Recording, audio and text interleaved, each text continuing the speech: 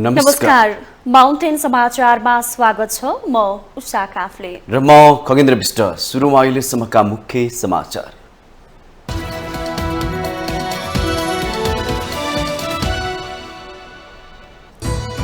सरकारका हरेक सकारात्मक काममा प्रहार भइरहेको प्रधानमन्त्री प्रचण्डको जिकिर। बहिर्गमित लडाकुलाई 2 लाख दिने निर्णयमा स्याल भुइँ मच्चाएको भन्दै आक्रोशित। जनताले पाएका उपलब्धि विरुद्ध विभिन्न शक्ति सर्वलाउँदा पनि सरकार निरीह बनेको एमाले अध्यक्ष ओलीको आरोप। सरकारले केही काम गर्न नसक्ने ठोकुवा।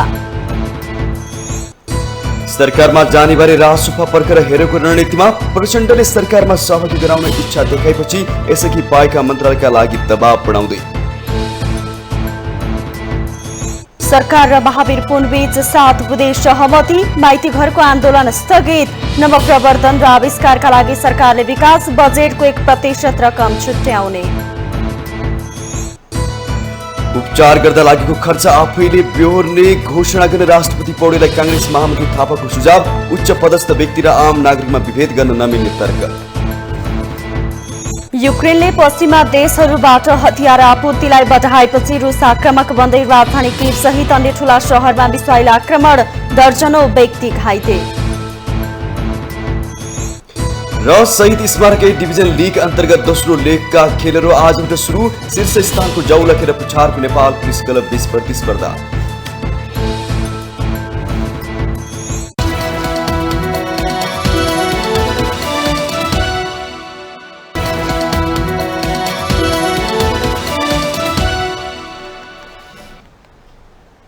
अब समाचार विस्तारमा।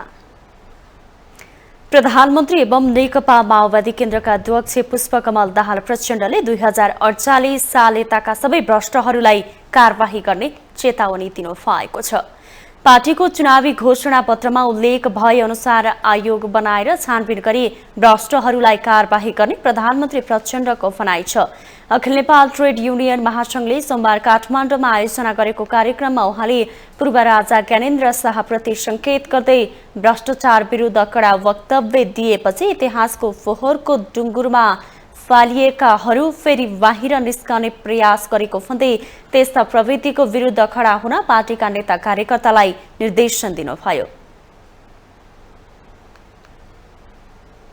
विरुद्ध पनि अलि कडा वक्तव्य दियो र अनि कामको सुरुवात पनि सामाजिक न्याय र सुशासन विकासलाई केन्द्रित गर्न थाल्यो भनेपछि तपाईँ हेर्नुभयो भने हिजो इतिहासका कुरा कर्कटमा मिल्काइएका सामन्तका छाउराहरू बाहिर आएको देख्नु भएको छ। इतिहासले आम नेपाली जनताले इतिहासको कुरा कर्कटमा फोहोर फाल्ने ठाउँमा फालिसकेकाहरू पनि उठेर अझ पूर्वबाट रे मेचीबाट तपाईहरुले हिसाब गर्नु भएको छ नि। मैले त्यसको जवाब के भनेर दिएँ? फागुन 1 गते जनयुद्ध दिवस बिदा दिएर दिएँ मैले। प्रधानमन्त्री प्रचण्डले सरकारले सुशासन, सामाजिक न्याय र समृद्धिमा केन्द्रित भएर काम गरिरहेको दावी समेत गर्नुभयो। उहाँले आगामी आर्थिक वर्षको नीति, कार्यक्रम र बजेट श्रमिकमुखी बनाउन आफूले विशेष ध्यान दिएको पनि बताउनुभयो। सरकारको प्रधानमन्त्रीको हैसियतले मैले आउने नीति, कार्यक्रम र बजेट श्रमिक जनसमुदाय मुखी होस् भन्नेतिर मेरो ध्यान छ। मेरो पुरै ध्यान छ। उत्पादन वृद्धि र रोजगारी सृष्टिमा केन्द्रित होस् भन्ने मेरो ध्यान छ। म त्यहाँ लडाईँमा छु भन्ने बुझ्नु होला। म लडिराखेको छु, लडिराख्छु। उहाँले बहिर्गमित लडाकुहरूलाई 2 लाखका दरले राहत दिने निर्णय आफूले नगरेको पनि दोहोर्याउनु भयो। हिजो युद्धमा त्याग र बलिदान गरेका सबै योद्धाहरूलाई सम्मानित गर्नुपर्छ। त्यसमाथि पनि मैले प्रधानमन्त्रीको रूपमा आफ्नै आविष्कारबाट गरेको निर्णय होइन। हिजो अर्कै सरकारले निर्णय गरेको एउटा परिस्थितिमा र देशको सर्वोच्च अदालतले ती बहिर्गमित लडाकुहरूलाई 2 लाख दिनु भनेर फैसला गरेपछि मैले त्यही फैसला कार्यान्वयन गर्दा अहिले कस्तो स्याल हुइयाँ मच्चाउन खोजिएको छ मजदुर साथीहरू। प्रधानमन्त्री प्रचण्डले संघीय लोकतान्त्रिक गणतन्त्र ल्याउन सङ्घर्ष गर्नेहरूमाथि अपमान गर्ने प्रयास भइरहेको भन्दै सहन गरेर नबस्न आग्रह गर्नुभयो। सरकारले गरिरहेका सकारात्मक काम र पहल कदमीमाथि पनि प्रहार भइरहेको उहाँको दाबी थियो।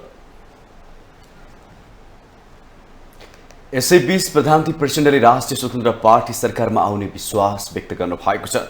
प्रेस सेन्टर नेपाल चितौनले सोमबार आयोजना गरेको पत्रकार सम्मेलनमा उहाँले राष्ट्रपा सरकारमा सहभागी हुने विषयमा कुराकानी चलिरहेको जानकारी दिनुभएको हो। राष्ट्रपतिले पहिलेकै मन्त्रालय माग्नु अस्वाभाविक नभएको बताउँदै प्रधानमन्त्री प्रचण्डले सत्ता साझेदार दलका बीचमा सल्लाह गरेर सहमतिमा जाने प्रश्न पार्नुभयो। राष्ट्रपतिलाई अहिले नै मन्त्रालय छाड्ने विषयमा आफूहरू नपुगेको उहाँको भनाइ थियो। सरकार 5 वर्ष नै चल्ने प्रधानमन्त्री प्रचण्डको जिकिर थियो। सो क्रममा उहाँले महावीर पुन आफूसँग सल्लाह नै नगरेर माइतीघर मण्डलमा बसेको जिकिर गर्नुभयो। बजेटमा तपाईँको माग सम्बोधन गर्न मेरो पुरै प्रयास हुन्छ भने राम्रो छलफल भयो। अनि उहाँले हिँड्ने बेलामा म त माइती घर मण्डलमा बस्छु है, कस्तो हुँदो रहेछ विचार गर्नुपर्ने छ भन्नुभएको थियो हाँसी हाँसी। अनि मैले भने मैले नै गएर माइती घर मण्डलमा बस्नुहोस् त भन्न मिल्दैन, तपाईँ बस्नुभयो भने मलाई सजिलै हुन्छ बजेट बनाउन पनि भनेको थिएँ। त्यसकारण त्यहाँ कुनै महावीर पुन जानुभयो सरकारले वास्ता गरेन भन्ने बिल्कुल झुटो कुरा हो। सरकारसँगै सल्लाह भएर मैले त्यसलाई सम्बोधन गर्छु भनेको छु र चाहिँ म बस्छु यसो विचार गर्न पर्यो भन्नुभयो बडो सहज ढङ्गले। मैले त भन्न मिल्दैन, अब बस्नुभयो भने मलाई मद्दतै पुग्छ भनेको थिएँ मैले। प्रधानमन्त्री प्रचण्डले एमाले अध्यक्ष केपी शर्मा ओलीमाथि सत्ता साझेदार दलका कार्यकर्ताले आक्रमण गरेको आरोपको खण्डन गर्नुभयो।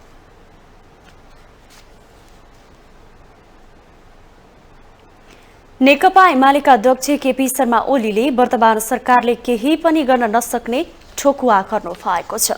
अध्यक्ष ओलीले नेपाली जनताले पाएको उपलब्धि विरुद्ध विभिन्न प्रकारका शक्तिहरू सलबलाउन थाल्दा पनि सरकार गम्भीर नभएको आरोप लगाउनुभयो। अन्तर्राष्ट्रिय श्रमिक दिवसको अवसर पारेर सोमबार काठमाडौँमा आयोजित कार्यक्रममा उहाँले केही गर्न नसक्ने सरकार किन सत्तामा बसिरहेको छ भनेर अचम्म मान्नुपर्ने अवस्था आएको टिप्पणी गर्नुभयो। अध्यक्ष ओलीले पूर्व राजा ज्ञानेन्द्र शाहप्रति लक्षित गर्दै दुलोबाट मुसाले बिरालो हेरे जसरी अनुकूल परिस्थितिको खोजी गरिरहँदा पनि सरकारले भने निरीहता मात्रै प्रकट गरिरहेको आरोप लगाउनुभयो। सिंहदरबारको फोहोर काठमाडौँ महानगरपालिकाले उठाउँदिन भन्दा सरकारले त्यसको जवाफ दिन नसकेको भन्दै उहाँले आक्रोश व्यक्त गर्नुभयो। अहिलेको सरकारमा किन बसिरहेको छ? जनताले हटाउन सकिराखेका छैनन्, त्यो आफ्नो ठाउँमा छ। तर सरकार नै किन बसिराखेको छ? अचम्म लाग्दो छ किन बसिराखेको छ। केही पनि गर्न नसक्ने सरकार। सिंहदरबारको फोहोर उठेन, एउटाले फोहोर उठाउँदिन भन्यो, उसले उठाउने नै होइन। सिंहदरबारको फोहोर काठमाडौँ महानगरले उठाउने नै होइन, स्थानीय शहरी विकास मन्त्रालयले यो सिंहदरबारको फोहोर उठाउने ठेक्का अर्कैलाई लगाएको छ। अनि महानगरले उठाउन्न भन्यो, त्यसले उठाउने नै होइन सरकार भन्न सक्दैन। कार्यक्रममा अध्यक्ष ओलीले श्रमिकहरूबीच फाटो ल्याउने प्रयास भइरहेको उल्लेख गर्दै त्यसलाई निस्तेज पारेर अघि बढ्न सबै मजदुरहरूलाई एकताबद्ध हुन आह्वान गर्नुभयो। मजदुरको हक, हित र उनीहरूको जायज माग सम्बोधन गर्न एकता सबैभन्दा ठूलो बल भएको उहाँले स्मरण गराउनुभयो।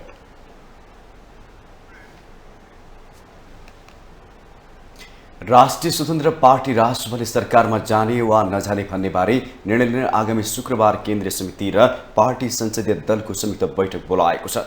सोमबार काठमाडौँमा बसेको पार्टी केन्द्रीय समितिको बैठकले सरकारमा जाने नजाने भन्ने बारे निर्णय लिन आगामी वैशाख 22 गते शुक्रबार संयुक्त बैठक बोलाउने निर्णय गरेको हो। बैठकले पार्टी सरकारमा बस्ने वा प्रतिपक्षमा बस्ने निर्णय पनि गरिएको पार्टीका प्रवक्ता डाक्टर मुकुल ढकालले जानकारी दिनुभयो। बैठकमा केन्द्रीय सदस्यहरूले सरकारमा रहँदा वा प्रतिपक्षमा पार्टी रहँदा फाइदा बेफाइदाबारे समीक्षात्मक धारणा राखेका थिए। राष्ट्रिय स्वतन्त्र पार्टीले सरकारमा जानका लागि शर्तहरू अघि सारेको छ।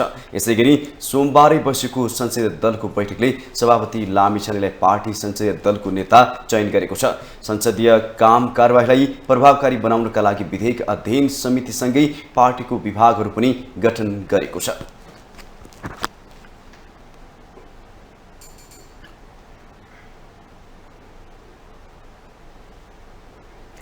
राष्ट्रिय स्वतन्त्र पार्टीलाई सरकारमा ल्याउन प्रधानमन्त्री प्रचण्ड आतुर देखिनुहुन्छ। सभापति रवि लामिछाने पनि सकारात्मक देखिनु भएको छ प्रचण्डको प्रस्तावमा। लोकप्रियताको चुलीमा रहनुभएका लामिछानेले लिने अबको निर्णयले उहाँको मात्र नभई रासोपाको भविष्य निर्धारणमा अर्थ राख्ने देखिन्छ। एक रिपोर्ट। शानदार जितले उत्साहित हुनुहुन्छ रवि लामिछाने। उहाँको माग सत्ता, सदन र सडक तीनैतर्फ बढेको छ। तर उहाँले के रोज्ने? रोजी र छानी नै छ। प्रधानमन्त्री पुष्पकमल दाहाल प्रचण्डले सत्तामा रातो कार्पेट ओछ्याइसक्नु भएको छ रविलाई। यसअघि पनि गृहमन्त्री बनेर लोकप्रियता बटुल्ने कदम चाल्नु भएको थियो। उहाँले अहिले भ्रष्टाचारीलाई कारबाही गर्ने मुद्दा उठाउनु भएको छ। यही शर्त सारेर सरकारमा जान खुट्टा उचाल्नु भएको छ। तर उहाँको शर्त उपप्रधान सहित गृह हो भन्ने लुकेको छैन। सत्ता बाहिर रहेर विरोध गर्न जति सजिलो हुन्छ, जिम्मेवारी लिएर काम गर्न कठिन हुन्छ भन्ने अनुभव रविसँग कमै छ। उहाँले सत्ताको बार्गेनिङ भने सिकिसक्नु भएको छ। यसकारण रासोपाले सरकारमा सहभागी हुन पुरानै मन्त्रालयहरू पाउनुपर्ने, सरकारका साझा न्यूनतम कार्यक्रममा आफ्नो माग सम्बोधन हुनुपर्ने, सरकार निरन्तर टिक्नुपर्ने लगायत माग अघि सार्नु भएको छ। तर रासोपालाई सरकारमा ल्याउने प्रधानमन्त्री सकारात्मक भए पनि गठबन्धनभित्र भने कुनै निर्णय हुन सकेको छैन। रासोपाले सरकारका बारेमा अनिर्णित भएर नबस्ने प्रश्न पारेको छ। अब पार्टी कि त प्रतिपक्षमा बस्छ कि त सरकारमा जान्छ। तर यसरी सत्तापक्षमा बस्ने जुन संसदको बेचमा छ, यो चाहिँ गर्दैन भन्ने हामीले निर्णय गरेका छौँ। र पार्टी सरकारमा जाने या चाहिँ प्रतिपक्षमा बस्ने, यो कुराको निर्णय गर्नको लागि पार्टीले आगामी शुक्रबार वैशाख 22 गते केन्द्रीय समिति र संसदीय दलको संयुक्त बैठक बोलाउने र सो संयुक्त बैठकबाट निर्णय गर्ने गरी आजको निर्णय भएको छ। त्यो भनेको आगामी शुक्रबार मात्रै हामी सरकारमा जाने या प्रतिपक्षमा बस्ने एउटा निर्णय गर्छौँ। तर अहिलेको जस्तो सत्तापक्षमै बसिरहने यो निर्णय चाहिँ हामी गर्दैनौँ। सत्ता सुरक्षित बनाइराख्न प्रचण्डलाई रवि लामिछाने रहर नभई बाध्यता हो। उहाँले केही समय सरकारमा सँगै रहेकाले रविको नाडी राम्ररी छामिसक्नु भएको छ। प्रचण्ड चतुर नेता हुनुहुन्छ भन्ने कुरा रविलाई बालुवाटार डाकेर खादा ओडाएबाट बुझ्न सकिन्छ। तर रासोपाले राखेको गृह मन्त्रालयको अडानले भने प्रधानमन्त्रीलाई केही असहज बनाएको छ। उहाँले स्वभावैले पहिलाका मन्त्रालय खोज्नु अस्वाभाविक चाहिँ होइन उहाँले भन्दा, तर मलाई लाग्दैन उहाँ त्यसैमा अडिनुहुन्छ भन्ने पनि मैले ठानेको छैन। र यता गठबन्धनमा पनि फेरि त्यही भन्ने चाहिँ हुँदैन। सल्लाह गरेर सहमतिले जहाँ पुग्छ टुङ्गोमा त्यही नै हुन्छ। रविजीले पनि मलाई यही नै चाहिन्छ नत्र हुँदैन भन्ने कुरा पनि त्यसरी भन्नुभएको छैन। त्यही यो छलफलकै क्रममा भएको हुनाले अहिले नै यसै भन्न सक्ने स्थिति बनिसकेका छैन। पार्टीभित्रको किचलोले कांग्रेस आफ्नो भागमा परेका मन्त्रालयमा मन्त्री पठाउन सकेको छैन। संसदमा जसपा अध्यक्ष उपेन्द्र यादवको प्रवेशसँगै रासोपाको सत्ता चाहनाले गठबन्धनभित्रै थप विवाद उत्पन्न हुने संकेत पनि देखिन्छ। सत्ताको परीक्षणबाट मात्र कुनै पनि दल र त्यसको नेताको वास्तविक हैसियत थाहा हुने भएकाले पनि रविलाई सत्तामा ल्याउने रणनीति हुन सक्छ प्रचण्डको। रवि जति बोल्न र स्टन्ट मार्न माहिर हुनुहुन्छ त्यो अनुसार काम गर्न सक्नुहुन्न भन्ने बुझाइ प्रचण्डको देखिन्छ। माउन्टेन टेलिभिजन एचडी का लागि बटुक राजगिरीको रिपोर्ट। माउन्टेन समाचारमा पालो भएको छ ब्रेकको।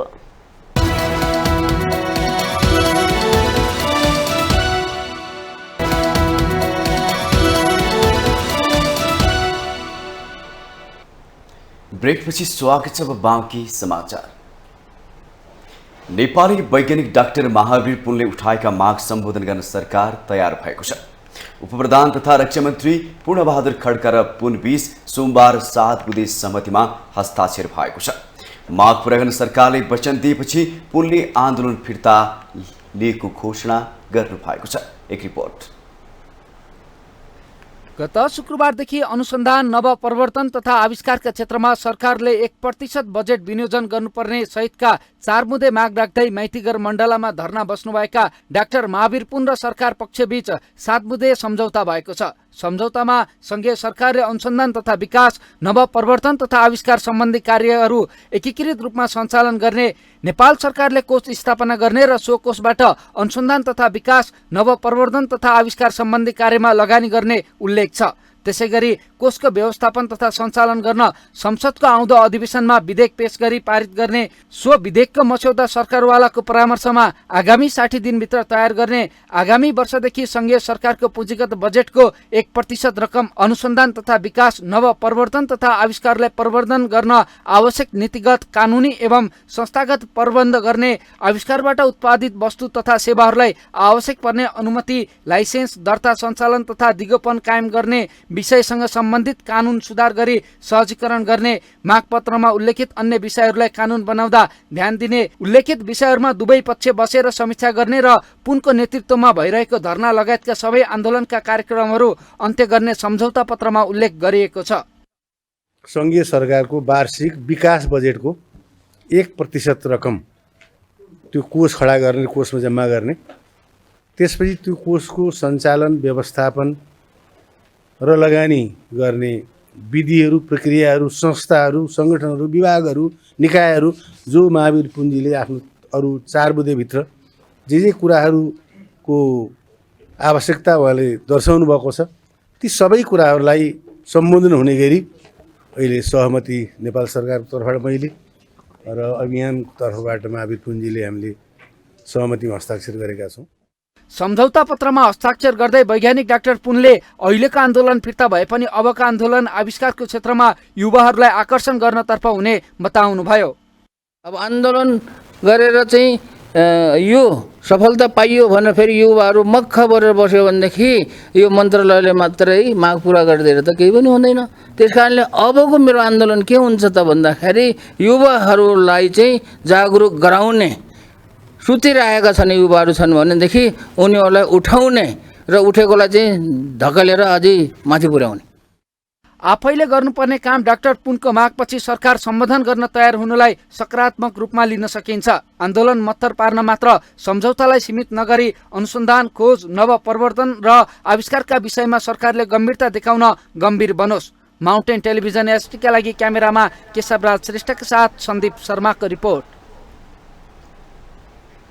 नेपाली कांग्रेसका महामन्त्री गगन थापाले राष्ट्रपति रामचन्द्र पौडेलले उपचार खर्च आफैले बेहोर्नुपर्ने बताउनु भएको छ।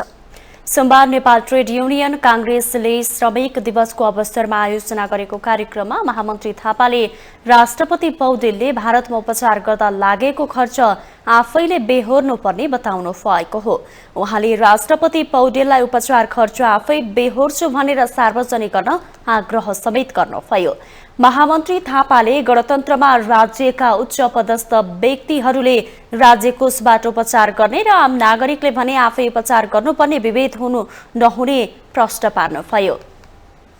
सबै समान हुन्छ भने त्यसैले गणतन्त्र नेपालमा हेर्दा सानो कुरा देखिन्छ। नेपालको राष्ट्र अध्यक्ष, राष्ट्रपति, प्रधानमन्त्री वा ठुलो मान्छे भनौँ अस्वस्थ भयो, बिरामी भयो भने उसको उपचार राज्यको कोषबाट, जनताले तिरेको करबाट बाहिर लगेर हामीले उपचार गर्ने, अनि उसको उपचार खर्च कसले बिहोर्नु पर्ने? जनताले अथवा राज्य कोषले बिहोर्नु पर्ने। तर नागरिक चाहिँ एउटा अस्पतालमा उपचार गर्दा गर्दै उपचारको पैसा तिर्न नसकेर कोही हम्फाल्नु पर्ने, त्यो अस्पतालमा गएर बन्धक बन्नुपर्ने, यो गलत। त्यसरी यो गर्न पाइँदैन। यो गर्न पाइँदैन भनेर यही संसदमा हामीले कानुन बनाएका छौँ। त्यो कानुनलाई संशोधन गर्ने प्रस्तावको मध्येको एउटा म। महामन्त्री थापाले कांग्रेसले विगतमा निर्वाचन अगाडि अन्य दलसँग गरेको गठबन्धनप्रति गल्ती महसुस गर्नुपर्ने बताउनुभयो। उहाँले आगामी दिनमा पार्टीले कुनै पनि दलसँग कहिल्यै पनि गठबन्धन गर्नु नहुने जिकिर गर्नुभयो। पहिला जेसुकै कारणले गर्दा होस्, जुनसुकै सोचले गर्दा होस्, निर्वाचनभन्दा अगाडि नै आफ्नो मतदातालाई अरू दलको चुनाव चिन्हमा मत हाल्न लगाउने निर्णय जुन गरियो त्यो प्रति गम्भीर गल्ती भएको कुरालाई स्वीकार गर्दै योभन्दा अगाडि अबदेखिको यात्रामा 2084 मात्र होइन, 2088 मा, 90 मा, 100 मा, 3000 मा नेपाली कांग्रेसले जीवनमा कहिले पनि वडादेखि माथिसम्म कुनै पनि ठाउँमा हारिन्छ। 20 वर्ष हारे पनि हारिएला, तर कुनै पनि दलसँग कहिले पनि अरू सबै मिलेर एक भए पनि, नेपालमा सबै मिलेर एउटै दल भए पनि नेपाली कांग्रेस पार्टीले अब उपरान्त कहिले पनि कुनै पनि दलसँग चुनाव अगाडि तालमेल गर्ने छैन। महामन्त्री थापाले आगामी आर्थिक वर्षको बजेटमा श्रमिकहरूको न्यूनतम ज्याला पुनरावलोकनको माग राख्न ट्रेड युनियन कर्मीहरूलाई सुझाव दिनुभयो। नेकपा एकीकृत समाजवादीका अध्यक्ष माधव कुमार नेपालले नेपालको राजनीति विकृत भएको टिप्पणी गर्नुभएको छ। सोमबार काठमाडौँमा एकीकृत ट्रेड युनियन महासङ्घ नेपालको प्रथम राष्ट्रिय महाधिवेशनको उद्घाटन गर्दै उहाँले यस्तो बताउनु भएको हो। अध्यक्ष नेपालले मुलुकको राजनीतिमा फोहोर जमेको र त्यसलाई सफा गर्नुपर्ने भन्दै राजनीति मानिसका लागि घृणाको विषय बनेको उल्लेख गर्नुभयो। नेपालको राजनीतिमा नकारात्मक र निराशाजनक कुराको प्रचार हुँदै गएको प्रति उहाँको आपत्ति थियो।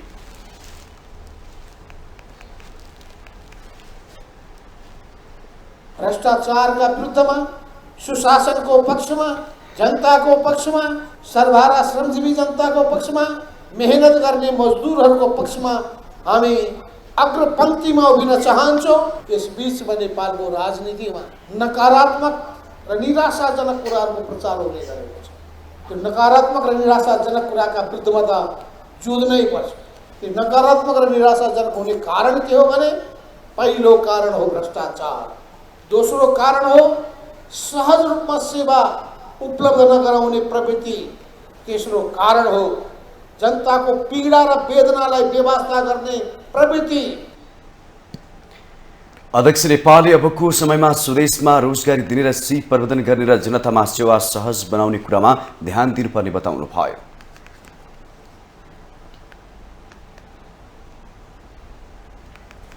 राष्ट्रिय प्रजातन्त्र पार्टीका अध्यक्ष राजेन्द्र लिङदेनले राज्यले श्रमिकहरूलाई शिक्षा र स्वास्थ्यको सेवा निःशुल्क दिनुपर्ने बताउनु भएको छ। श्रमिक दिवसको अवसरमा पार्टी सम्बद्ध ट्रेड युनियन महासङ्घले आयोजना गरेको कार्यक्रममा अध्यक्ष लिङदेनले श्रमिकहरूलाई निःशुल्क शिक्षा र स्वास्थ्यको सेवा दिनुपर्ने उल्लेख गर्नुभयो। श्रमिकको जीवन मर्यादित र सुरक्षित हुन नसकेको भन्दै श्रमिकहरूको मर्यादा, सुरक्षा र जीविकाको सुरक्षातर्फ राज्यले ध्यान दिनुपर्ने उहाँको भनाइ थियो। अध्यक्ष लिङदेनले सबै श्रमिकहरूलाई सरकारले स्वास्थ्य बीमाको दायरामा ल्याउनु पर्ने, उनीहरूलाई सूचीकृत गरेर परिचय पत्रको व्यवस्था गर्नुपर्ने सुझाव दिनुभयो। स्वास्थ्य र उनका बालबालिकाको शिक्षाको सुनिश्चितताको व्यवस्था सरकारले गर्नुपर्दछ। अहिले नै पनि सबै श्रमिकहरूलाई सरकारले स्वास्थ्य बीमाको दायरामा ल्याउने र आंशिक रूपमा मात्रै भए पनि अथवा आधारभूत तहको स्वास्थ्य उपचार सेवामा मात्रै पनि सुनिश्चितता प्रदान गर्न सकिन्छ। श्रमिकका बालबच्चाहरूका लागि छुट्टै शिक्षालयहरूको स्थापना अथवा अहिलेको शिक्षालयहरूमा पनि निःशुल्क शिक्षाको व्यवस्थाहरू गर्न सकिन्छ। अध्यक्ष लिङदेनले देश बाहिरबाट श्रम इजाजत बिना नै नेपाल आएर केही मानिसहरूले काम गरिरहेका भन्दै यसतर्फ सरकारको ध्यानाकर्षण गराउनुभयो। मे 1 अर्थात् 134औं अन्तर्राष्ट्रिय मजदुर दिवस 8 घण्टा काम, 8 घण्टा आराम, 8 घण्टा मनोरञ्जन भन्ने नाराका साथ सन् 1886 मा अमेरिकाको सिकागोबाट मजदुर दिवस मनाउन सुरु गरिएको थियो। श्रमिकको हकहितका लागि निरन्तर आवाज उठिरहे पनि उनीहरू न्यून पारिश्रमिक श्रम शोषणमा पर्न बाध्य छन्। एक रिपोर्ट। श्रमिक भन्नाले ज्याला तथा पारिश्रमिक लिएर आफ्नो दैनिकी जीविकोपार्जन गर्ने व्यक्तिलाई बुझिन्छ।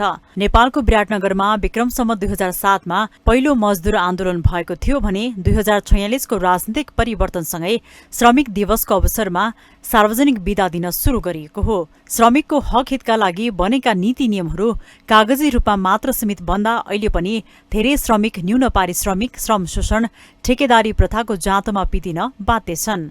हाम्रा एकदमै ठुला जटिल समस्याहरू पनि छन्।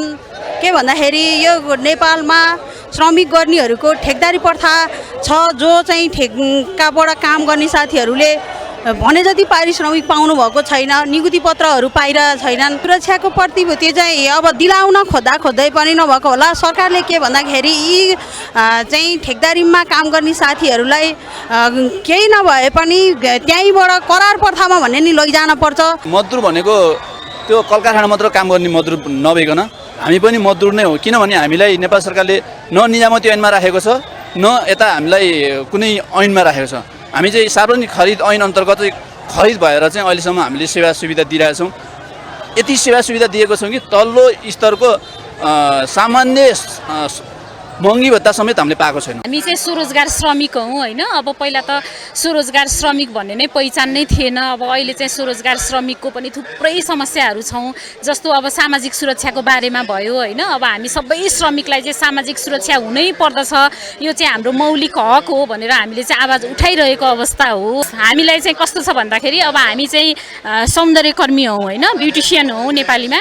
देशमा नै केही गरी खान्छु भन्दा पनि राज्यले त्यसको प्रत्याभूत गर्न नसकेको कतिपय श्रमजीवीहरू बताउँछन्। अर्कोतिर राज्यले गरेको श्रमिकको परिभाषामा नै त्रुटिपूर्ण देखिएको र स्वरोजगारको रूपमा आबद्ध श्रमिकहरूलाई हेर्ने दृष्टिकोण नै फरक रहेको उनीहरू गुनासो गर्दछन्। परिवार पाल्न एउटा साधारण गुजारा गर्न सकिएको छ र अब राम्रो तालले राम्रो व्यवस्थित तालले चाहिँ हामी गर्न चाहिँ मजदुरी अलिक सक्दैनौँ, किनभने समयले परिस्थितिले गर्दाखेरि हामीलाई अलिकति गाह्रै महसुस हुन्छ। अब यसमा जिनतिन हाम्रो एउटा जीविका चाहिँ चलाइरहेका छौँ। दैनिक त के चल्नु, पानी आइरहेको छ यसरी, अब कामसाम हुँदैन, व्यापार सेपार छैन, के हुनु छैन, गाह्रो छ पनि। दिनमा भयो भने त अब 10-15 भयो पनि हुन्थ्यो, कहिले त अब अन्न हुँदा त अब 2-3 पनि हुँदैन, पानी परिरहेको छ त्यही पनि ठेगानै पनि छैन। यही कुरा मिलेको छैन कि अब देश चाहिँ समाजवादतिर लाने रे, तर मजदुरको पारिश्रमिक चाहिँ 15,000 मात्रै छ क्या। अब अधिकांश मजदुर तपाईँको 60-70 लाख मजदुरहरू चाहिँ औपचारिक अनौपचारिक क्षेत्रमा काम गर्छन् नेपालमा भने। अब उनीहरूको ज्याला बढाउनु पर्यो, ज्याला बढ्यो भने उनीहरूको क्रय शक्ति बढ्छ, तब न देशको अर्थव्यवस्था चलायमान हुन्छ। सङ्गठित र असङ्गठित क्षेत्रमा आबद्ध श्रमिकको हक हितका लागि नीति नियम बनेको भए पनि कार्यान्वयन फितलो छ। नारामा भन्दा पनि श्रमिकको हक अधिकार, उचित पारिश्रमिक, सामाजिक सुरक्षा कोष लगायतका विषयमा राज्यले न्यायोचित तरिकाले ध्यान दिन आवश्यक छ, जसले गर्दा विदेशी पलायन हुने क्रम घटी देशको आर्थिक क्षेत्रमा समेत टेवा पुगोस्। माउन्टेन टिभी एसडीका लागि क्यामेरामा पुरन सुवेदीको साथमा विद्या तामाङको रिपोर्ट। माउन्टेन समाचारमा पालो भएको छ ब्रेकको।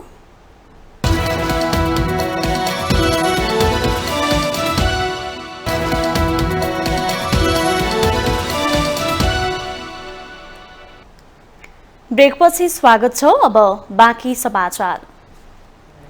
नेकपा एमालेका सांसद लक्ष्मी महतो कोइरी निलम्बनमा पर्ने भएका छन्। प्रहरी प्रधान कार्यालयले सांसद कोइरी फरार रहेको पनि दोस्रो पटक संघीय संसद सचिवालयलाई पत्र लेखेको छ। संसद सचिवालयका प्रवक्ता एकराम गिरीले दोस्रो पटक प्रहरी प्रधान कार्यालयको पत्र आएको पुष्टि गर्नु भएको हो। यसअघि प्रहरी प्रधान कार्यालयले गत पुस 7 गते कोइरी फरार रहेको पनि संसद सचिवालयका महासचिवलाई सम्बोधन गरेर पत्र पठाएको थियो। उक्त पत्र प्रतिनिधि सभा नियमावली 2079 बन्नुभन्दा अगाडि आएकाले नयाँ नियमावली अनुसार स्वीकार गर्न नसकिने संसद सचिवालय र सभामुख देवराज घिमिरेको भनाई सार्वजनिक भएपछि प्रहरी प्रधान कार्यालयले कोइरी फरार रहेको जानकारी सहितको पत्र संसद सचिवालयमा पठाएको हो। जिल्ला अदालतले थुन्चेक बहसपछि महतोलाई 1 लाख रुपैयाँ धरौटीमा छाड्ने आदेश दिएकामा उच्च अदालत जनकपुर धामले 2077 मङ्सिर 19 गते थुनामा राख्न आदेश दिएको थियो। तर त्यसपछि महतो फरार रहेको प्रहरीले जनाएको छ। 2072 भदौ 25 गते मधेस आन्दोलनका क्रममा सशस्त्र प्रहरी बलका प्रहरी सहायक निरीक्षक थमन विकलाई घेरा हाली कुटपिट गरी हत्या गरेको घटनामा महतो विरुद्ध कर्तव्य ज्यान मुद्दा जिल्ला अदालत महोत्तरीमा विचाराधीन छ। प्रतिनिधि सभा नियमावली 2079 मा कुनै पनि सांसद फरार रहेको अवस्थामा निलम्बनमा पर्ने व्यवस्था छ।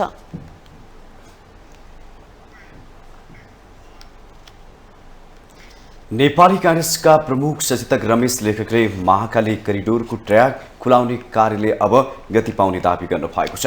कञ्चनपुर निर्वाचन क्षेत्र नम्बर 3 बाट निर्वाचित सांसद लेखकले विगतमा सरकारको उदासीनताका कारण निर्माणमा ढिलाइ भएको बताउँदै अब 1.5 वर्षभित्र महाकाली करिडोरको ट्र्याक खुलिसक्ने दावी गर्नु भएको हो। करिडोरको शून्य बिन्दु कञ्चनपुरको ब्रह्मदेव क्षेत्रको खल्ला महसेट्टीमा स्थलगत अनुगमन गर्ने क्रममा उहाँले रुख कटान अनुमतिकै कारण योजनाको काम विगतमा प्रभावित रहेको उल्लेख गर्नुभयो। कञ्चनपुरदेखि दार्चुलासम्म नै करिडोरको ट्र्याक खुलाउन रुख कटान लगायतको अनुमति प्राप्त भइसकेको छ। लेखकले आउँदो दशैंमा कञ्चनपुरबाट डडेलधुराको जोगबुढा क्षेत्रमा यही ट्र्याकबाट पुग्ने बताउनुभयो।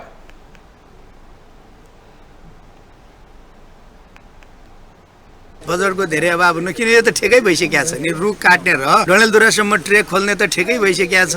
पहिला त्यो काम गरौँ, दसैँ तिहारसम्म यो चाहिँ त हिउँद आउने हिउँदसम्ममा त्यो काम हामीले सक्यौँ भने त्यसको 6-7 महिनापछि हामी फेरि अर्को पिच गर्ने काम अगाडि बढाउँछौँ। महाकाली कोरिडोरको काम अगाडि बढ्छ।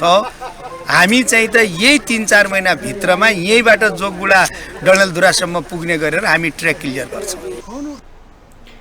महाकाली करिडोर आयोजनाका प्रमुख लक्ष्मण दत्त जोशीले वन कार्यालयले रुखमा ढाँचा लगाउन सुरु गरेसँगै काम अगाडि बढेको बताउनुभयो।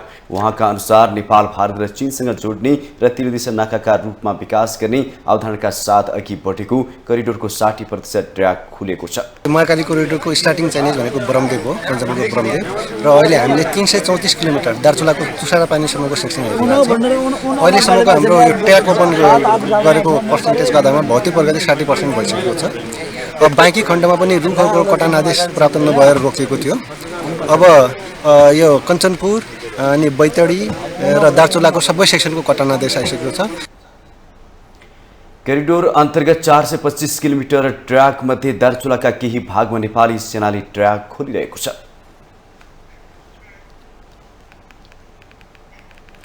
नेपाली कांग्रेसका नेता ज्ञानेन्द्र बहादुर कार्कीले नेकपा एमालेसँग सत्ता सहकार्यको कुनै पनि सम्भावना नरहेको जिकिर गर्नु भएको छ। सडक शिलान्यासका लागि सुनसरीको इनरुवा पुग्नु भएका कार्कीले कांग्रेस र एमाले मिल्ने आंकलन सहितका टिका टिप्पणी सुनिने गरेको भए पनि त्यसमा सत्यता भने नरहेको प्रश्न पार्नुभयो। उहाँले एमाले अबको 5 वर्ष प्रमुख प्रतिपक्षमा रहने बताउनुभयो। प्रमुख प्रतिपक्षमा 5 वर्ष रहनेछ। एमाले र नेपाली कांग्रेस मिलेर सरकार बन्दैन भन्ने कुरा पनि म यो पवित्र भूमिबाट उद्घोष गर्न चाहन्छु र यो सरकार यही गठबन्धन 5 वर्ष रहनेछ। केन्द्रमा पनि रहनेछ, प्रदेशमा पनि रहनेछ। जसरी अहिले 7वटा प्रदेशमा जसरी केन्द्रमा नेतृत्व परिवर्तन भयो त्यस्तै गरेर अब 7वटा प्रदेशमा प्रदेश सरकारको नेतृत्व परिवर्तन हुन्छ। नेता कार्कीले बजेट अगावै कोशी प्रदेशमा समेत सरकारको नेतृत्व परिवर्तन हुने दावी गर्नुभयो।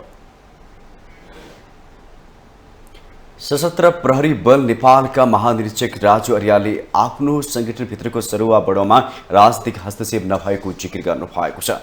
सोमबार सशस्त्र प्रहरी बल नेपालले आयोजना गरेको पत्रकार सम्मेलनमा महानिरीक्षक अर्यालले संगठनभित्रको सरुवा बढाउनमा कुनै पनि प्रकारको राजनीतिक हस्तक्षेप नभएको दावी गर्नुभएको हो।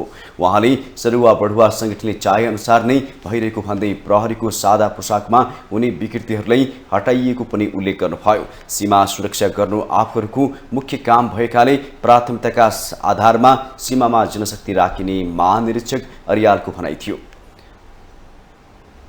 अब सीमा सुरक्षा हाम्रो मेन म्यान्डेट अन्तर्गत हो। अहिले जनशक्ति थपिएन भनेर हामी चाहिँ बिओपी नथपिकन बस्ने स्थिति भएन। हामीले चाहिँ अब प्रायोरिटीको आधारमा कुन ठाउँमा चाहिँ हाम्रो म्यान्डेटले कम हामीलाई चाहिँ कार्यादेश दिएको छ त्यो ठाउँको जनशक्तिलाई हामीले हाम्रो मुख्य कार्यादेश भएको बोर्डरमा चाहिँ हामी राख्दै जान्छौँ र यसलाई चाहिँ सार्दै जान्छौँ। यो हामी के भने सुविधा पाउँदा मात्रै गर्ने भन्ने कुरा होइन। सुविधा नहुँदाखेरि टेन्ट टाँगेर पनि बसेर गर्नुपर्ने हुन्छ। त्यसकारणले हामीले बिओपीलाई प्रायोरिटी दिएर हामी यो काम गर्दै जान्छौँ। उहाँले सशस्त्र प्रहरी बललाई आकर्षक सेवाको रूपमा स्थापित गर्ने उद्देश्यसहित अगाडि बढिरहेको बताउनुभयो।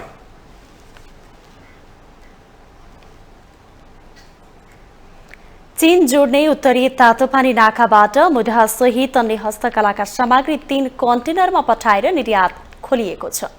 यसअघि भएको मौखिक सहमति अनुरूप सोमबार मितेरी पुलमा चीन र नेपालका सीमा क्षेत्रका सुरक्षाकर्मीको अनौपचारिक उपस्थितिमा 3 कन्टेनर पठाएर निर्यात खुलाइएको हो। 2072 को विनाशकारी भूकम्प गएको 7 वर्षदेखि आयात मात्र भइरहेको भोटेकोशी गाउँपालिका 2बाट पहिलो पटक निर्यात खुलेको हो। भूकम्प र पराकम्पनले बन्द हुनु अघि यही नाकाबाट हस्तकला, वनस्पति, जडीबुटी, चाउचाउ जस्ता 182 प्रकारका सामग्री निर्यात हुने गर्दथे। अहिले तत्काललाई 3 कन्टेनर चीनको खासा र लासा क्षेत्र पठाइएको हो। सोमबार मितेरी पुल परिक्षेत्रको चीनको झाङमो पोर्ट पार्किङ, पुनर्निर्माण भइरहेका बजार इलाका फेकमा अन्तर्राष्ट्रिय श्रमिक दिवसको कार्यक्रममा चिनियाहरूको बाक्लो उपस्थिति थियो। भूकम्पको 8 वर्षपछि नेपालबाट निर्यात थालिँदा मितेरी पुलमा चीन र नेपालतर्फका सीमा क्षेत्रका सुरक्षाकर्मी र भन्सार अधिकारी उपस्थित भएर सामान्य कन्टेनर पठाएको छ। चीनको खासाका व्यापारीले खरिद गरेका 3 कन्टेनर यी सामग्री खासा र लर्सा पुग्नेछन्। मितेरी पुल उताका भौतिक संरचना अध्यागमनका भवन, झाङमु पोर्ट पार्क र अत्याधुनिक नापतोल मेसिन अत्याधुनिक प्रविधि प्रयोग गरेर चीनले सघाउँदैछ।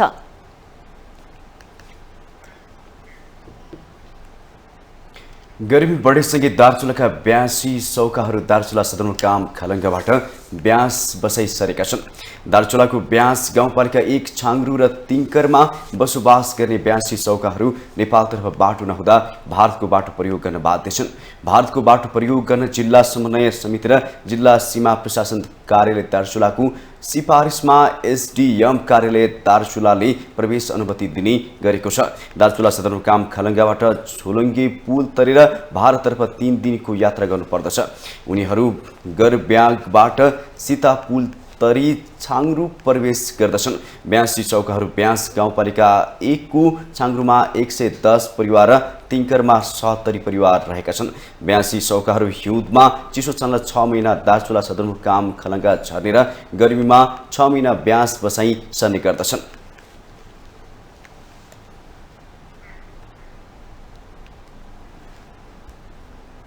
हामीसँग आर्थिक अन्तर्राष्ट्रिय खेल समाचार बाँकी नै छन्। माउन्टेन समाचारमा पालो भएको छ ब्रेकको।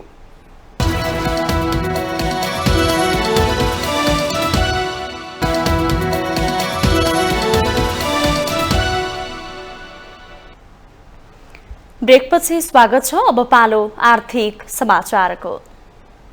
आर्थिक समाचारको साथमा जगदम्बा सुपर साइन तथा ग्याल्बा प्लस जीवनभरको भरोसा प्रस्तुत छ। रिद्धि सिद्धि सिमेन्ट गुणस्तरको नयाँ स्तर।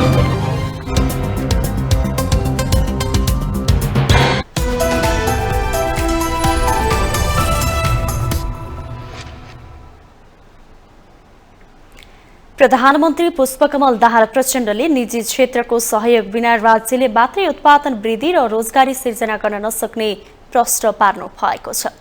सोमबार चितवनमा मौलाकाली केबलकार उद्घाटन कार्यक्रममा प्रधानमन्त्री प्रचण्डले उत्पादन वृद्धि र रोजगारी सिर्जनामा निजी क्षेत्रसँग सहकारी नभई आर्थिक विकासले गति लिन नसक्ने बताउनुभयो।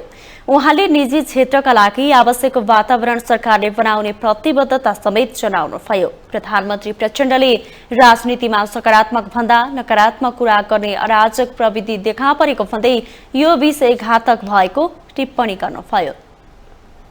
यी भएका राम्रा कामहरूलाई राम्रो भन्न नसक्ने, नराम्रोलाई सच्याउन आँट गर्न नसक्ने भयो भने विकास भन्ने कुरा बडो मुस्किल र चुनौतीपूर्ण कुरा हुन्छ। किनकि आजभोलि राजनीतिमा आत्मविश्वास, प्रेरणा जगाउने, आशा जगाउने, सकारात्मक पहल गर्ने भन्दा जतासुकै अँध्यारो देखाउने, सब अँध्यारो, सब उस्तै हुन् भन्ने एउटा प्रवृत्ति, अराजक प्रवृत्ति देखा पर्न खोजेको छ। हामी सबैको निम्ति त्यो बडो गम्भीर र घातक हुन सक्छ। मौलाकाली केबलकारका अध्यक्ष चन्द्रप्रसाद ढकालले निजी क्षेत्रसँग सरकारले साझेदारीको नीति अपनाउनु पर्नेमा जोड दिनुभयो। उहाँले अहिले नेपाल आउने विदेशी पर्यटकको औसत खर्च तथा बसाइ निकै कम भएको भन्दै पर्यटकलाई आकर्षित गरी उनीहरूको बसाइ लम्ब्याउनु पर्ने बताउनुभयो। देशको अर्थतन्त्रका साथै स्थानीयको जीवन स्तर उकास्ने गरेको योगदान अवगत नै छ। आज उद्घाटन भएको यो मौलाकाली पनि नेपाल सरकार, गण्डकी प्रदेश सरकार, स्थानीय सरकार सहित स्थानीय दाजुभाइ तथा दिदीबहिनीहरूको सामूहिक प्रयासबाट जति द्रुत गतिमा विकास र विस्तार गर्न सक्यो त्यति नै हामी सबै लाभान्वित हुन सक्छौँ भन्ने मेरो चाहिँ धारणा चाहिँ रहेको चाहिँ छ। नेपाली कांग्रेसका सांसद डाक्टर शशाङ्क कोइरालाले कृषि क्षेत्रमा बजेट बढाउन प्रधानमन्त्रीलाई आग्रह गर्नुभयो। शक्ति के हो? यो राष्ट्रको शक्ति के हो? एउटा हो हाइड्रो जसमा काम भइरहेको छ, दोस्रो हो पर्यटन जुन कोभिडले गरेर समाप्त भएको छ तर अहिले बिस्तारै आउँदैछन्, तेस्रो शक्ति भनेको मलाई लाग्छ कृषि हो, तर कृषिमा बजेटै हुँदैन माननीय प्रधानमन्त्रीज्यू। कृषिमा बिपी कोइरालाको समयमा 20% बजेट थियो, अहिले 2% पनि छैन। र अर्को कुरो यो हाम्रो जिल्ला बर्दघाट सुस्ता पूर्व भनेर भनिन्छ, नामाकरण पनि अब मलाई लाग्छ गर्नुपर्छ, नवलपुर भनेर नामाकरण पनि गर्नुपर्छ माननीय प्रधानमन्त्रीज्यू। र यो भन्सार स्तर उन्नति पनि गर्नुपर्छ। उहाँले बर्दघाट पूर्व सुस्तालाई नवलपुर जिल्ला भनेर नामाकरण गर्न पनि माग गर्नुभयो।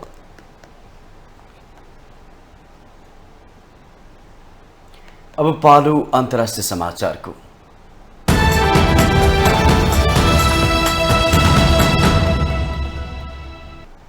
रुसी सेनाले युक्रेनको राजधानी कीव सहित अन्य ठूला शहरमा मिसाइल प्रहार गरेको छ।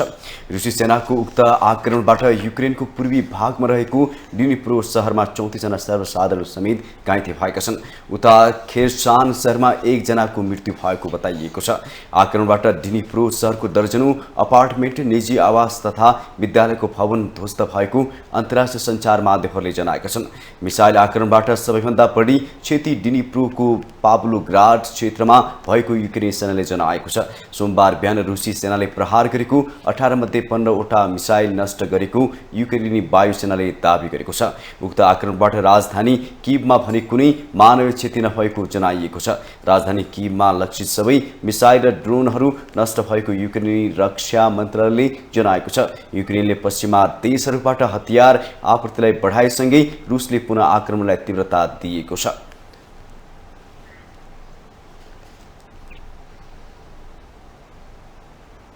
अब पालो खेल समाचारको।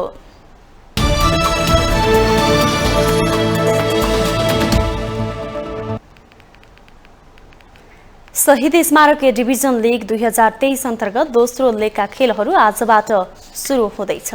लीगको दोस्रो लेग अन्तर्गत आज 2 खेलहरू हुँदैछन्। एक खेल इन्फा कम्प्लेक्स र एक खेल च्यासल मैदानमा हुनेछ। साधोबाटो स्थित इन्फा कम्प्लेक्समा शीर्ष स्थानको जाउलाखेल युथ क्लब र पुछारको नेपाल पुलिस क्लब बीच प्रतिस्पर्धा हुनेछ। जाउलाखेल र पुलिस बीचको खेल दिउँसो 3 बजे सुरु हुनेछ। जाउलाखेल आज 8औं जित निकालेर शीर्ष स्थान जोगाउने दाउमा हुनेछ। जाउलाखेल 13 खेलमा 24 अङ्क जोडेर शीर्ष स्थानमा रहेको छ। यो सिजनमा खराब प्रदर्शन गरिरहेको पुलिस चौथो जित दर्ता गरेर दोस्रो लेगमा सुखद सुरुवात गर्ने प्रयासमा रहेको छ।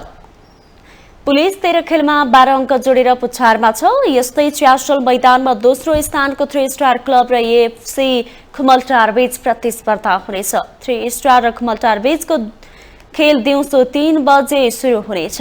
3 स्टार 7औं जितको प्रयासमा हुनेछ। 3 स्टार 13 खेलमा 22 अङ्क जोडेर दोस्रो स्थानमा रहेको छ। खुमलटार 5औं जित निकाल्न चाहन्छ। खुमलटार 13 खेलमा 13 अङ्क जोडेर 13औं स्थानमा रहेको छ।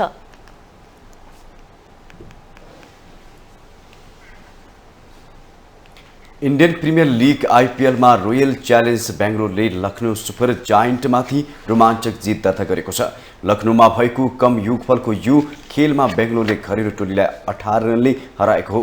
बेङ्गलोर विरुद्ध जितका लागि 127 रनको झिनो लक्ष्य पछ्याएको लखनऊ 118 रनमा सीमित रह्यो। लखनऊका कृष्णप्पा गौतमले 23, अमित मिश्राले 19, कुरनाल पाण्डेले 14 तथा मार्कस स्टोइनिस र नवीन उल हकले 13 रन बनाए। बेङ्गलोरका जोस हाजेलवुड र करण शर्माले 2 विकेट लिए। यसअघि पहिले ब्याटिङ गरेको पाहुना टोली बेङ्गलोरले 20 ओभरमा 9 विकेट गुमाएर 116 रन बनायो। बेङ्गलोरका फाब्डो प्लेसिसले 44, विराट कोहलीले 31 र दिनेश कार्तिकले 16 रन बनाए। यो बाहेक कुनै पनि खेलाडीले दोहोरो अङ्कमा रन बनाउन सकेनन्। लखनऊका नवीन उल हकले 13 तथा अमित 3 तथा अमित मिश्रा र रवि बिश्नोईले 2 विकेट लिए। आइपिएलका 9 खेलपछि गुजरात पहिलो, राजस्थान दोस्रो, लखनऊ तेस्रो र चेन्नई चौथो स्थानमा रहेका छन्।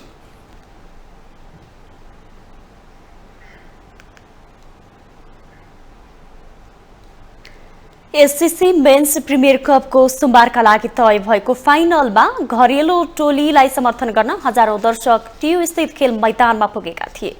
पानी पर्दा खेल रोकियो, फेरि पनि खेल सुचारू हुने प्रतीक्षामा छरीमा रुच्दै घण्टौं प्रतीक्षामा बसेका दर्शकहरूको क्रिकेट क्रेज निकै लोभलाग्दो थियो। एक रिपोर्ट। सोमबार एसएससी प्रिमियर कपको फाइनल खेल वर्षाका कारण रोकिँदै चलिरहेको थियो। अन्त्यमा स्थगित पनि भयो। क्रिकेट मैदान वरपर हिलाम्मे हुँदा खेल हेर्न आएका कयौं दर्शक पछारिएका पनि थिए। फेरि पनि क्रिकेट प्रतिको उत्साह यस्तो देखियो मानौ नेपालले एसएससी प्रिमियर कप नभई विश्वकप नै खेल्दैछ। क्रिकेट कम्पाउन्डमा जति दर्शक थिए त्यसको 3 गुणा बढी कम्पाउन्ड बाहिरबाट खेल हेरेर हुटिङ गरेको देखिन्थ्यो। सबैको एकै स्वर सुनिन्थ्यो, नेपाल नेपाल नेपाल। खेल हेर्न रुखमा चढ्नेदेखि पर्खाल नाग्दै कम्पाउन्ड भित्र छिर्नेको संख्या पनि बाक्लै थियो। खेल प्रेमीको यो उत्साहले क्रिकेटको फस्टाउँदो लोकप्रियता मात्रै झल्काउँदैन, खेलाडीहरूलाई पनि राम्रो खेल खेल्न हौसला प्रदान गर्छ। यो पहिला अब जुन पारस्थायी हुँदाखेरि चाहिँ पारस्थायीमा मात्र डिपेन्ड भएर हामी हेर्नेले पनि पारस्थायी हुनुहुन्छ भनेर मात्र हेर्थ्यौँ भने अब अहिले चाहिँ एउटा गयो अर्को छँदै छ नि भन्ने 11 प्लेयरै सामेल भएको र क्रिकेट धेरै नै बिलिभ त्यो भएको देखिन्छ होइन, डेभलप भएको देखिन्छ। जुन मन्टी देसाई सर आउनुभयो, मन्टी देसाई सर आएपछिको गेम चाहिँ धेरै नै चेन्ज भएको छ। हजुर रमाइलो भइरहेको थियो नि, जित्ला पनि आएको थियो, चिच्याउँदै घर फर्क्यौँ भन्ने सोच थियो पानी पर्दैन।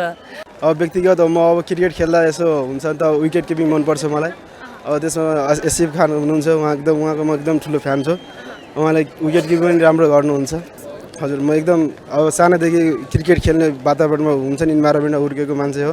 अब एकदम क्रिकेट खेल्न पनि एकदम हुन्छ नि त, खेल्ने बेला एक्साइटमेन्ट उत्साहित शक्ति एकदम बढिरहेको हुन्छ, खेल्नु भनेर केही गरौँ भनेर त्यस्तै हुन्छ। धेरै सुधार भयो। पहिलाभन्दा त धेरै, अहिले एउटा म्याच पनि हारिरहेको छैन नेपाल, धेरै प्रगति गरेछ। म खुसी लाग्यो यति राम्रो गरेछ होइन। म त सन्दीप लामिछानेको। रोहित पौडेल पनि खतरा छ, खतरा खेल्छ। अस्ति पनि 95 रन मार्यो, खतरा जित्यो होइन, राम्रो खेल्छ। सुधार त खतरै छ, त यस्तै रहोस्, म त्यही चाहन्छु। राम्रो अझै अगाडि चाहोस्, इन्डिया पाकिस्तानसँग खेलोस्। खेल हेर्न आएका थुप्रै दर्शकहरूको एउटै चाहना थियो, खेलको स्तरमा सुधार सँगै भौतिक पूर्वाधारका संरचनामा पनि सरकारले ध्यान देओस्।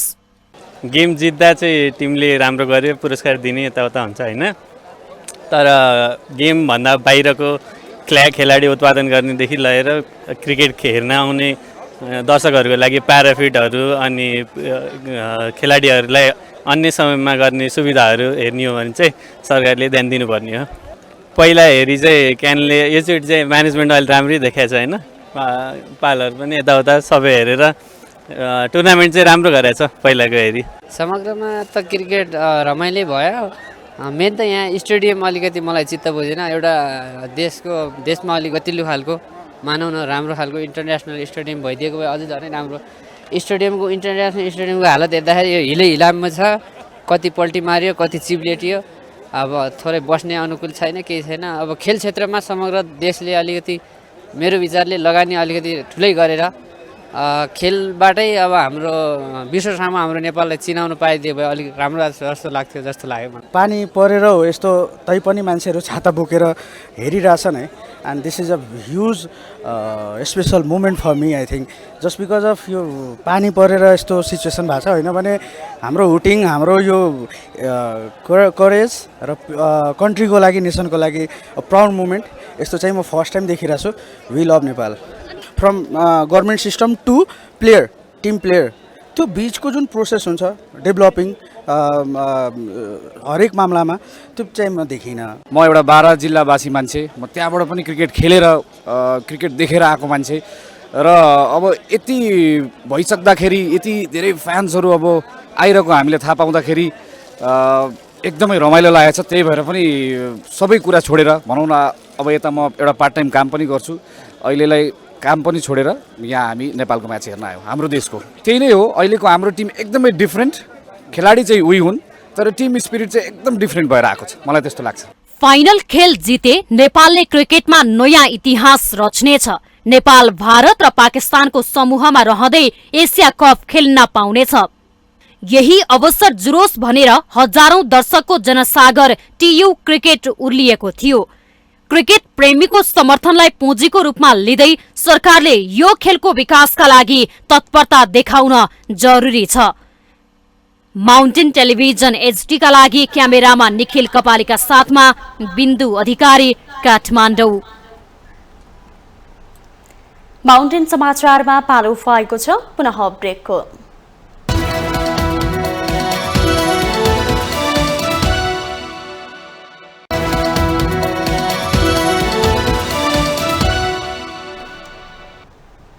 ब्रेकपछि स्वागत छ। योसँगै हामी माउन्टेन समाचारको अन्त्यमा आइपुगेका छौँ। जाँदा जाँदै मुख्य समाचार पुनः एकपटक।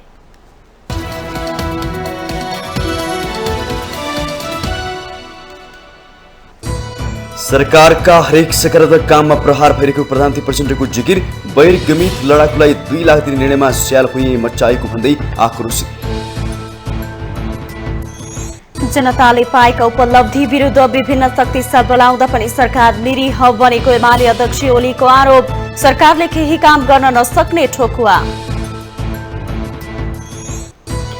सरकारमा जानेबारे राजसभा पर्खेर हेरेको रणनीतिमा प्रचण्डले सरकारमा सहभागी गराउन इच्छा देखाएपछि यसअघि पाएका मन्त्रालयका लागि दबाव बढाउँदै। सरकार र महावीर पुनबीच 7 बुद्धे सहमति। माइती घरको आन्दोलन स्थगित। नवप्रवर्धन र आविष्कारका लागि सरकारले विकास बजेटको 1% रकम छुट्याउने। उपचार गर्दा लागेको खर्च आफैले बेहोर्ने घोषणा गर्न राष्ट्रपति पौडेललाई कांग्रेस महामन्त्री थापाको सुझाव। उच्च पदस्थ व्यक्ति र आम नागरिकमा भेद गर्न नमिल्ने तर्क। युक्रेनले पश्चिमा देशहरूबाट हतियार आपूर्तिलाई बढाएपछि रुस आक्रमक बन्दै राजधानी कियभ सहित अन्य ठूला शहरमा मिसाइल आक्रमण। दर्जनौं व्यक्ति घाइते। र शहीद स्मारक A डिभिजन लिग अन्तर्गत दोस्रो लेगका खेलहरू आजबाट सुरु। शीर्ष स्थानको जाउला खेल र पुछारको नेपाल पुलिस क्लब बीच प्रतिस्पर्धा।